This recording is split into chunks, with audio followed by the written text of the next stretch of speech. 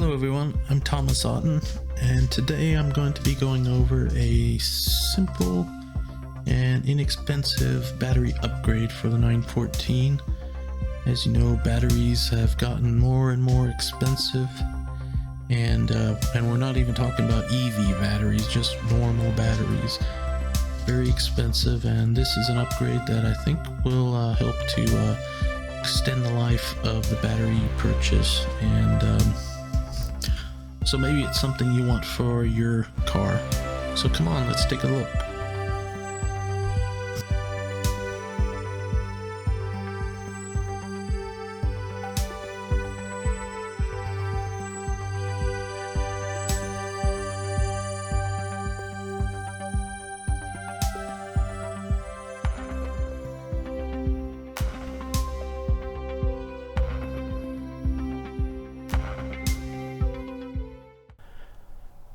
Now, the Porsche 914 originally came with a Group 42 size battery, and that battery, although it works fine, I've noticed that your options are very limited when you go to, let's say, an auto parts store to replace it. They'll basically have one of those batteries in one grade only, and it's usually a battery that has like a 2-year warranty, so you can't get a more quality battery like a 3-year. So I started looking around, and I was looking for another battery that basically was more readily available, that was perhaps similar in size, and what I settled on was the Group 47 size battery, also sometimes called the H5. So if you go with a Group 47 battery, you're usually going to get slightly higher cold cranking and normal cranking amps on that battery over the Group 42. The reserve capacity will also be larger. It does weigh a little bit more, 5 to 10 pounds more, but I think it's a pretty good replacement. So if you look at the size of the two batteries, the 42 and the 47, they're nearly identical, and the only place where they're different is the 47 sits about half an inch higher. So this is basically how our battery sits in the engine compartment. As you can see, it's not much different in proportions from the other battery, and you still get a little bit of room above the battery. Now we will have to make a slight simple modification to our battery mounting bracket. Here we have the factory mounting bracket, a brand new one. So we got our 914 battery tray here, and we put a Group 47 battery in it, and so that's basically how it fits. You can see, and then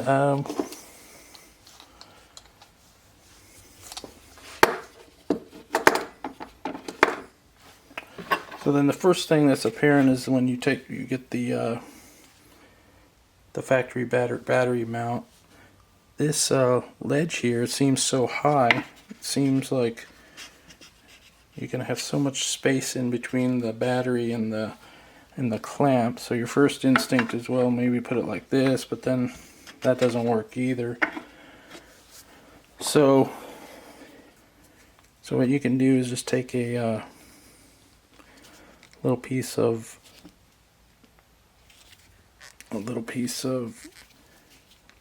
fuel line, and then let that be your gap filler basically, and then you should be able to clamp it on and get a reasonable amount of hold onto that.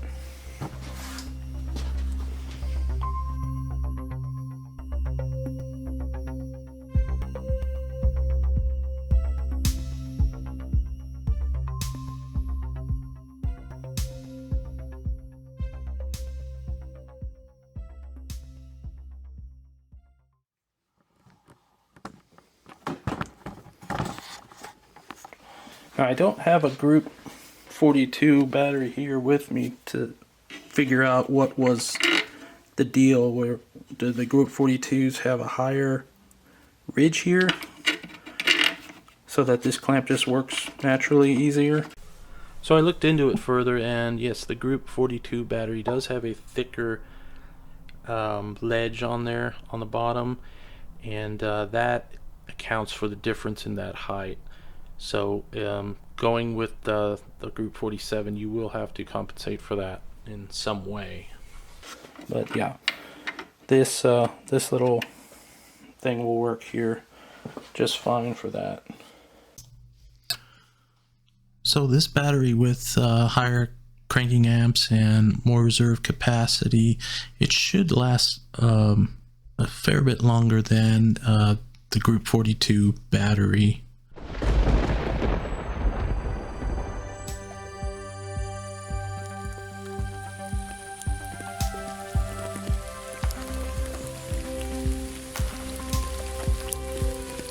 So one of the things I did not look into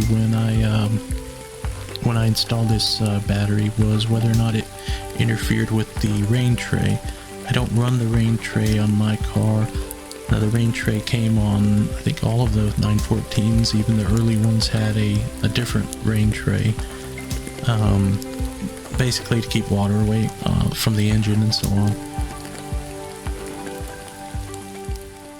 But we're going to take a look and see if this extended height battery is going to interfere at all with that rain tray. So there is the question of whether or not this battery will work out in that it sits higher if you run the rain tray.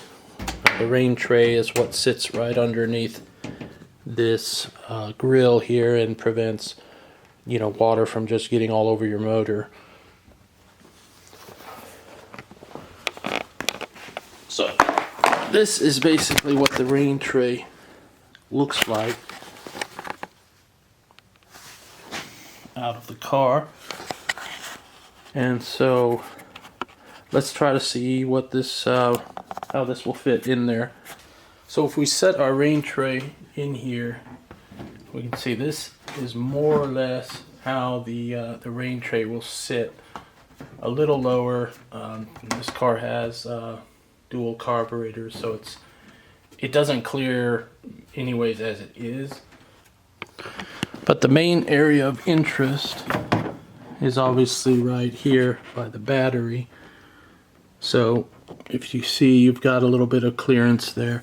So it's probably going to be a close fit if it works at all. Otherwise, I simply just don't run this rain tray. I don't drive this car enough in wet conditions to warrant it, and just rather not have it on there. Okay, so I've gone ahead and installed this rain tray with just a couple of screws just to hold it on. And then we're going to test together whether or not this thing can close. I went ahead and removed the air filters from my Delordos, and so they should not prevent this thing from closing. So let's just see.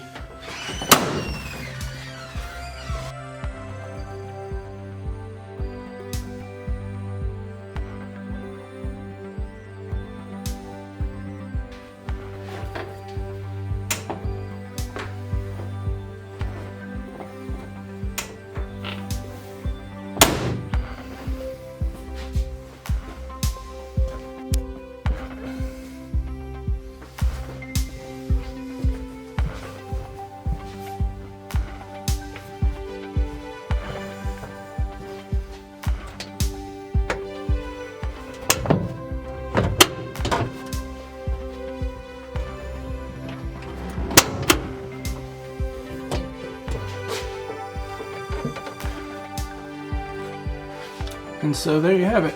Closes just fine with that battery in there. Alright. Now, although the battery does not interfere with the rain tray, it may interfere if you have the battery cover on top of the battery, and then that would probably interfere. And that battery cover was a recall item to basically prevent water getting on the battery and causing corrosion, which then gets on the fuel lines and then causes fuel leaks. So you'll need to be mindful of that if you don't run that. I don't run that battery cover, but if you want to run the battery cover, then yeah, that's going to be an issue going this route. So I hope you enjoyed this video. We're going to have some more videos coming up pretty soon. Some other interesting projects doing to the car, and another car project. So tune in and subscribe, and we'll see you again. Bis später and tschüss.